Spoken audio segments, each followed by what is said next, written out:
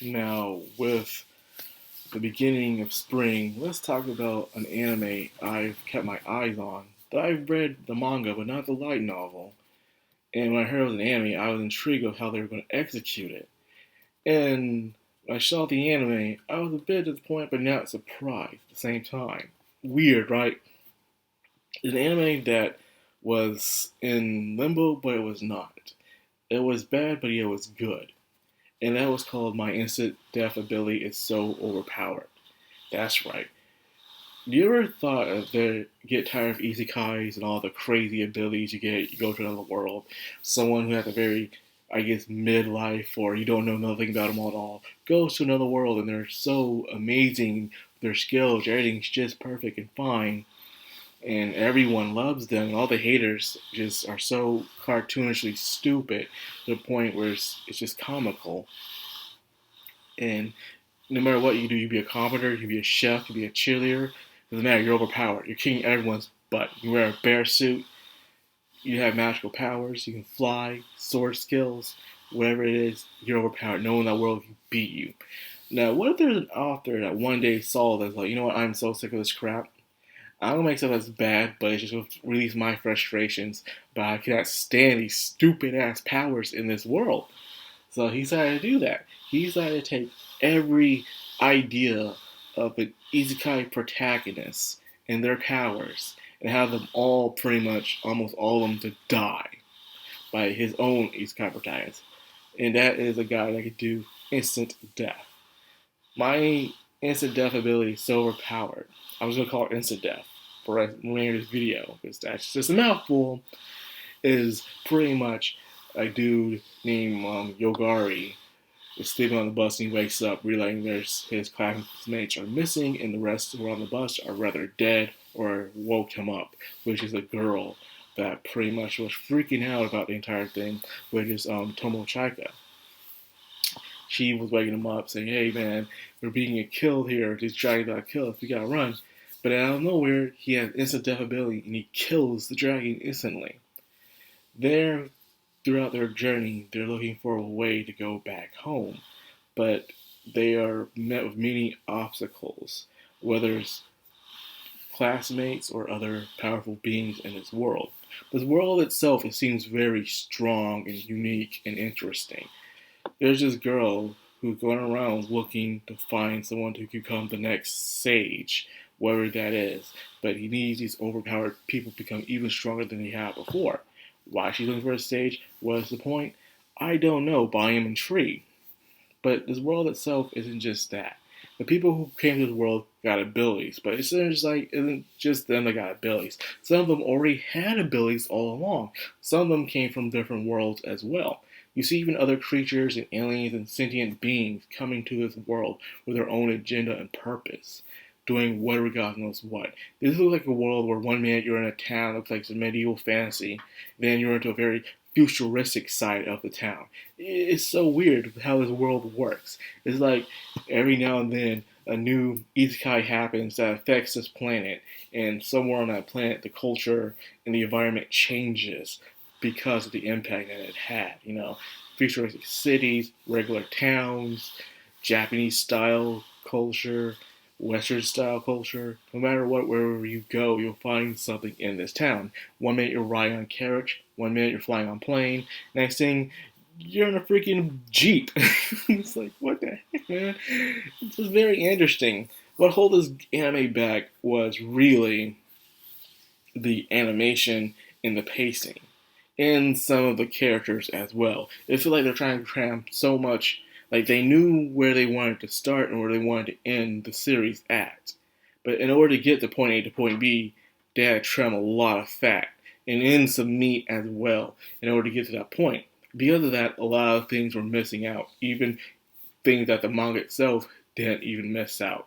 So the anime did a worse job than the manga. Because, you know, the light novel always has better material. But the fact that the anime did a worse job than the manga, that's saying something right there. Like, damn, you know, this is not good. This was probably with promotion to show people what this is and to promote the books and whatever it is. Because I don't see no figurines or merchandise for this. I just see an anime and it's just a promotion. And I guess they just wanted to get it over with. The animation, like I said, was not very good. The CGI, I'm used to CGI, but like I said, it's CGI. Well, anyways, this dude has an instant death ability, and the way it works is very interesting. Is you don't know how it works.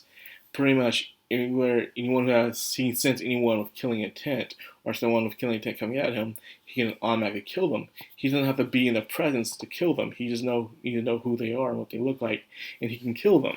Not only he can just kill things, he can also kill concepts, reality, powers, even certain parts of the body. He can just like die and your hand will just stop working.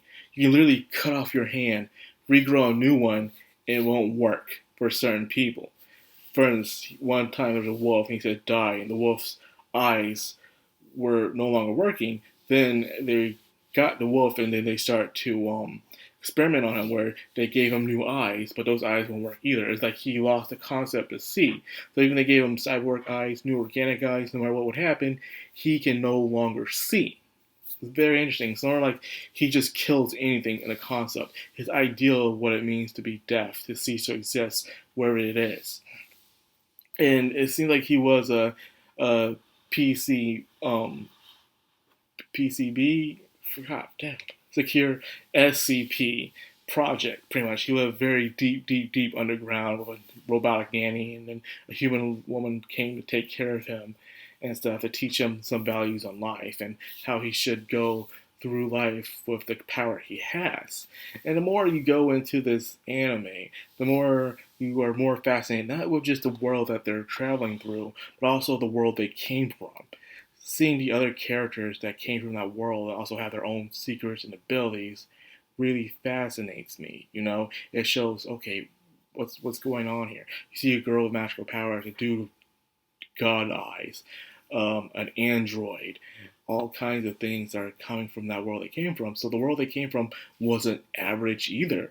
It's just that the people in that world did a very good job at containing the secrets of that world, which is very fascinating. So that's really why I kind of want to discontinue, but at the same time, I feel like if they did continue it, the author wouldn't go into that much detail about the world is. I think this was more of a frustration thing he wanted to write. He wanted a main character that's only focused on one girl, and he kills everybody. Like, some of the deaths in this anime makes no sense. Like, you can have someone, you know, he sees someone just dying all around him, and they're still going to charge in anyways, and he kills them. I feel like a lot of people just die because I don't want them to die. Like, a dude just gets angry because he just ignores them, and he starts trying to kill him, and he dies. But then someone did explain to me that most of the people who are killing are teenagers from his world. These teenagers were average humans who were just out of nowhere given powers, just out of nowhere. So because they have these powers out of nowhere, when they're teenagers going through their hormones and adolescence, they pretty much have no true self-control or responsibility of having these powers.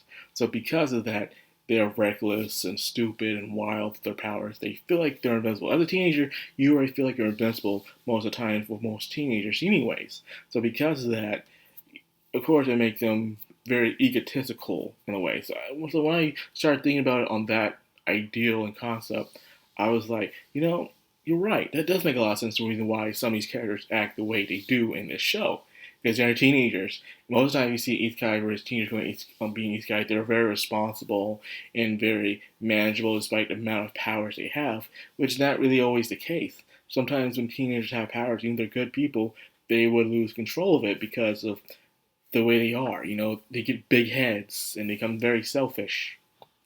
Anyway, well, yeah, I do understand that. But however, some of the people who are also different in this story are the ones who already have powers before they got to this world, and they hold themselves differently compared to the ones that just got powers when they came to that world. And I was really paying attention to that, and I'm like, you know, I see it now. I really do. You know, how people act differently for those who already had powers and those who just got the powers. And like, you know, this makes a lot of sense. I enjoyed it.